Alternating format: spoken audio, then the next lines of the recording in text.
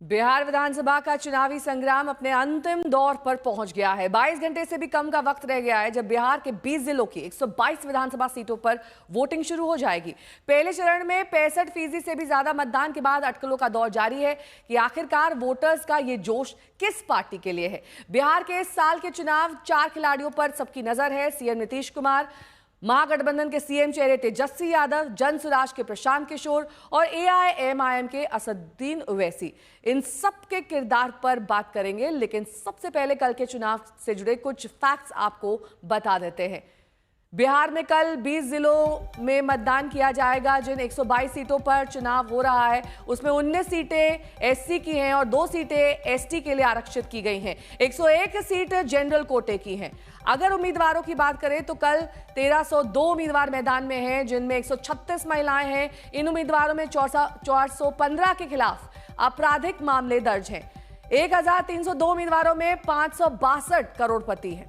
अगर इन 122 सीटों पर 2020 के आंकड़ों और नतीजों की बात करें तो उससे ये लगता है कि सीटें एनडीए के दबदबे वाली हैं। 122 सीटों में पिछले चुनाव में 42 पर बीजेपी, 20 पर जेडीयू, 4 पर हम का कब्जा था, जबकि इन 122 सीटों में आरजेडी के खाते में 33, कांग्रेस के खाते में 11 और सीपीआईएमएल के खाते में 5 सीटें आई थी। ओवैसी की पार्टी भी 5 सीटें जीतने में कामयाब रही थी। बीएसपी को भी 1 सीट हासिल हुई थी।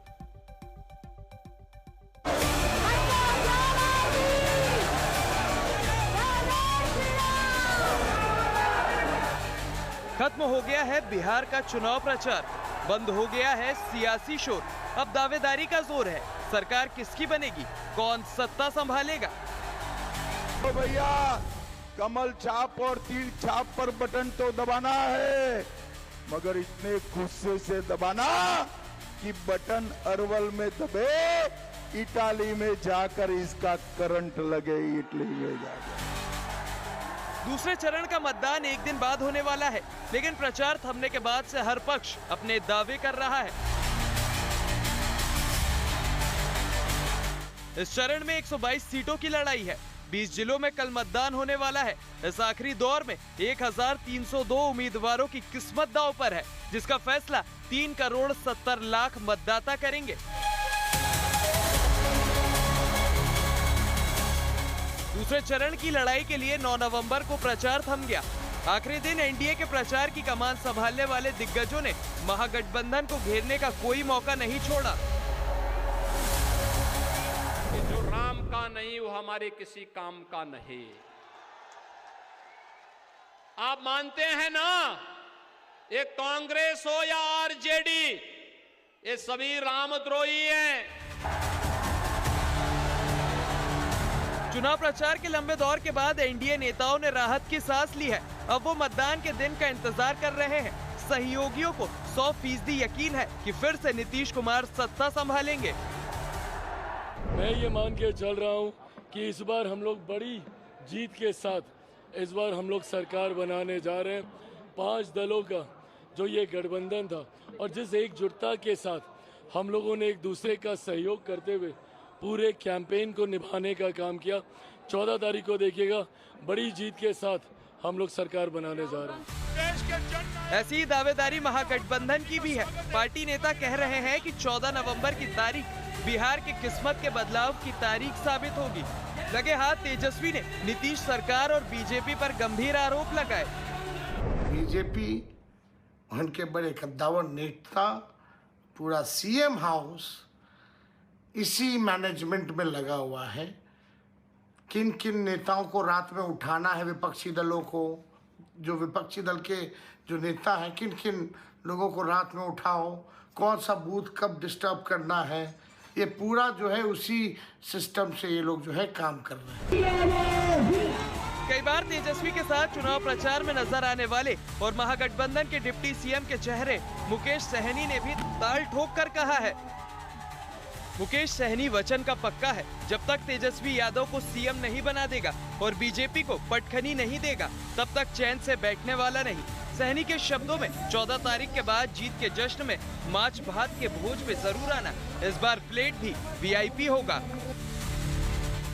14 तारीख को बिहार का जनमत आएगा। देखना दिलचस्प होगा कि इस बार जायका जोरदार होगा और किसका मुंह कड़वा होगा। शशि भूषण कुमार, पटना, आज तक।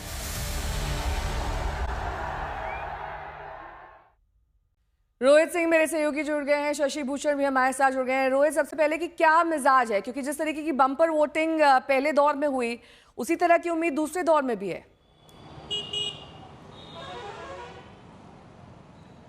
जी बिल्कुल, देखिए जिस तरीके से तकरीबन 65% वोटिंग जो है वो पहले चरण में हुई थी, तो एक तरीके से रिकॉर्ड बन गया था। तो माना जा रहा है कि ये मोमेंटम जो है इस दूसरे चरण में भी जारी रहेगा और कल जब मतदान होगा तो हो सकता है इसके आसपास ही 65% के आसपास ही जो है वोटिंग टर्नआउट होगा। और ये अगर होता है तो ये अच्छी बात तो ज़रूर होगी, लेकिन ये कन्फ्यूजन की स्थिति भी इसने पैदा कर दी है। ये 65% का जो आंकड़ा है, किसी को समझ में नहीं आ रहा है कि अगर ये वोटिंग जो परसेंटेज बढ़ा है तो ये किसके लिए फ़ायदेमंद है, किसके लिए नुकसान है। हर पार्टी अपने तरीके से इसका विश्लेषण कर रहा है। एनडीए कह रहा है कि नीतीश को बदलाव नहीं चाहिए लोगों को, इसीलिए उन लोगों ने वोट किया है, वो चाहते हैं एनडीए सरकार बनी रहे। तेजस्वी हो या महागठबंधन, वो इसको कह रहे हैं कि भाई बदलाव के लिए जनता ने वोट किया है। प्रशांत किशोर भी यही कह रहे हैं कि बदलाव के लिए जनता जो है इतनी ज़्यादा संख्या में वोट देने के लिए आई है। तो जाहिर सी बात है ये हाई वोटर टर्नआउट ने एक तरीके से स्थिति को जो है कंफ्यूज करके रख दिया है।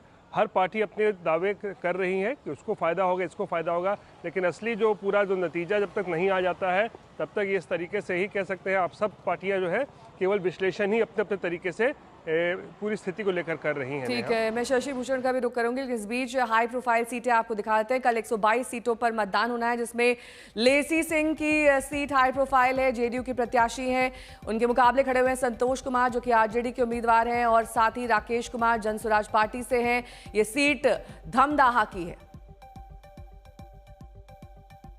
इसके अलावा नीतीश मिश्रा जो इस वक्त उद्योग मंत्री हैं, बीजेपी के कैंडिडेट हैं, उनका मुकाबला रामनारायण यादव सीपीआई के कैंडिडेट और केशव चंद्र भंडारी जो कि जनसुराज पार्टी के हैं उनके साथ हो रहा है। नीरज कुमार सिंह बीजेपी के प्रत्याशी, उनका मुकाबला विपिन कुमार सिंह आरजेडी के प्रत्याशी और अभय कुमार सिंह जनसुराज पार्टी के साथ है।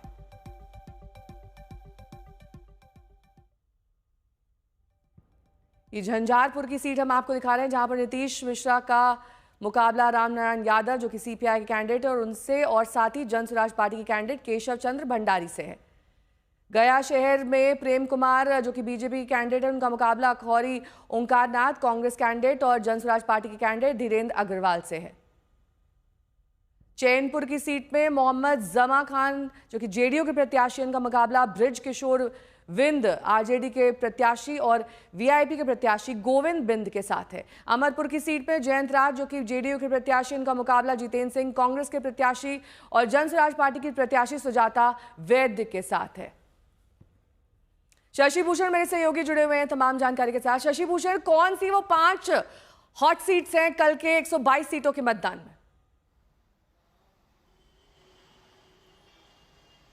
देखिए नेहा, अभी आप जो बता रही थी उन सीटों पर नज़र होगी और जाहिर तौर पे बहुत सारी सीटों पे समीकरण नए गढ़े गए हैं। जैसे धमदाहा की सीट जिसकी आप चर्चा कर रही थी पूर्णिया में, वहाँ पर लेसी सिंह के मुकाबले संतोष कुशवाहा जो आरजेडी के उम्मीदवार हैं वो बीते लोकसभा चुनाव में जेडीयू के लोकसभा प्रत्याशी थे पूर्णिया से, पहले सांसद रहे थे लेकिन पिछली दफे चुनाव हार गए और तेजस्वी यादव ने एक नया समीकरण गढ़ने की कोशिश की है दमदाहा में कुशवाहा उम्मीदवार मैदान में उतार के। मतलब जेडीयू के ही 2 दिग्गज, एक जो अभी मौजूदा लेसी सिंह है और दूसरा जो संतोष कुशवाहा रहे हैं, दोनों आमने सामने हैं। कई और सीटों पे भी बहुत दिलचस्प मुकाबले हैं। कटिहार में अगर आप देखिएगा तो वहाँ तारकिशोर प्रसाद डिप्टी सीएम, पूर्व डिप्टी सीएम, उनका मुकाबला जो है वो कांग्रेस के एक एमएलसी के बेटे हैं उनसे है। तो वहाँ पर भी माना जा रहा है कि बहुत दिलचस्प लड़ाई होगी। हालांकि तारकिशोर प्रसाद के लिए वो बहुत मजबूत सीट मानी जाती है कटिहार की। इसके अलावा अगर आप बात करें तो इसी चरण में चेतन आनंद जो आनंद मोहन के बेटे हैं उनकी सीट भी है। जो स्नेह लता जो सासाराम से उम्मीदवार हैं आरएलएम की, वो उपेंद्र कुशवाहा की पत्नी हैं, उनकी सीट है। रितेश पांडे करगहर से चुनाव लड़ रहे हैं, गायक हैं, भोजपुरी सिंगर हैं और वो जनसुराज के उम्मीदवार हैं, तो वो सीट भी महत्वपूर्ण हो जाती है। कई सीटें हैं। राहुल शर्मा जो जगदीश शर्मा पूर्व सांसद रहे जहानाबाद के, उनके बेटे हैं। तो प्रोफाइल वाली सीटें बहुत ज़्यादा हैं इस चरण में और 122 सीटों पे बहुत कुछ दारोमदार करेगा सत्ता बनाने को लेकर के। ठीक है, आप दोनों से मैं चर्चा जारी रखूंगी। इस बीच एक खबर आपको बता दें कि दूसरे चरण के चुनाव से पहले अचानक मुकेश सहनी को लेकर अटकलों का बाजार गर्म है। खबर यह है कि मुकेश सहनी एनडीए में शामिल हो सकते हैं और इसी पर जब सहनी से सवाल किए गए तो वो आग बबूला हो गए और ऐसी खबरों को साजिश करार दिया है। वहीं तेजस्वी ने भी मुकेश सहनी से नाराजगी की खबरों को सिरे से नकार दिया। मैं खुद इस गठबंधन का सीएम फेस अगर तेजस्वी है तो डिप्टी सीएम फेस मैं हूं। मेरे चेहरे पे बिहार में चुनाव हो रहा है, तेजस्वी जी के चेहरे पे चुनाव हो रहा है और उसके बावजूद भी इस तरीके से बगैर जवाबदेही तय किए हुए इस तरीके से खबर चला रहा है, ये अपने आप में सरासर गलत है। ऐसे तो अच्छा बोलिए कि हम आत्महत्या कर लेते हैं और मेरे पास दूसरा ऑप्शन और है, जो लोग करता है उसको फिर मार देते हैं। ऐसा नहीं ना हो सकता है भाई। आप हमारा नुकसान करने के लिए आप कौन होते हो? लोकतंत्र है, जितना आपको इस संसार में जीने का अधिकार है उतना हमको भी जीने का अधिकार है। आप कैसे किसी के साथ खेल सकते हो भाई? एनडीए के नेता ये भी कह रहे हैं कि तेजस्वी जी, मुकेश सहनी जी अलग अलग चुनाव प्रचार में जा रहे हैं, मतभेद अभी से दिखने लगा है। चुनाव से पहले मतभेद की बात हो रही है। एनडीए के नेता कह रहे हैं कि मुकेश वो लोग साथे जाते हैं क्या? 7-8 हो, हाँ, फेविकोल लगाए हुए हैं क्या हो? अरे भाई 122 सीट है सेकंड चरण में, एक दिन में 5 दिन में घूम लीजिएगा क्या? सब अपना अपना काम बांट करके प्रचार कर रहा है। मतभेद कहाँ है, नहीं है, जनता साथ खड़ी है महागठबंधन के। इन लोगों का जाना तय हो गया है। 14 तारीख को नौकरी वाली सरकार आ रही है, कलम राज आ रहा है। शशि भूषण और रोहित सिंह दोनों हमारे साथ जुड़े हुए हैं। शशि भूषण, ये बात कहां से निकली, कहां से उपजी कि मुकेश सहनी एनडीए के साथ हो सकते हैं? कहीं से तो ये अटकलें आई होंगी ना? देखिए, अटकलें तो कुछ मीडिया संस्थानों की तरफ से लगाई गई। पता नहीं ये कौन से सोर्सेस थे, लेकिन ये सोर्स हम तक तो ये खबर नहीं पहुंचा पाए नेहा, और हमने ये खबर बताई भी नहीं।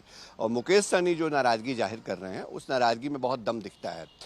चुनाव का समय है और अगर इस तरह की कोई खबरें बगैर किसी बयान के और अंतिम दौर में वोटिंग के ठीक एक दिन पहले आए तो इसका नुकसान भी उठाना पड़ सकता है। मुकेश सहनी इसी वजह से ये कह रहे थे, जो बयान उनका था या जो नाराजगी वो जाहिर कर रहे थे, और तेजस्वी यादव ने भी इसको सिरे से खारिज किया। और एक बात और समझनी होगी नेहा कि मुकेश सहनी जो है वो वाकई महागठबंधन के अंदर डिप्टी सीएम पद के कैंडिडेट हैं। तो उन परिस्थितियों में जब तक चुनाव नतीजे नहीं आते हैं, हर गठबंधन या हर दल ये दावा करता है या उसको उम्मीद रहती है कि उसकी ही जीत होगी।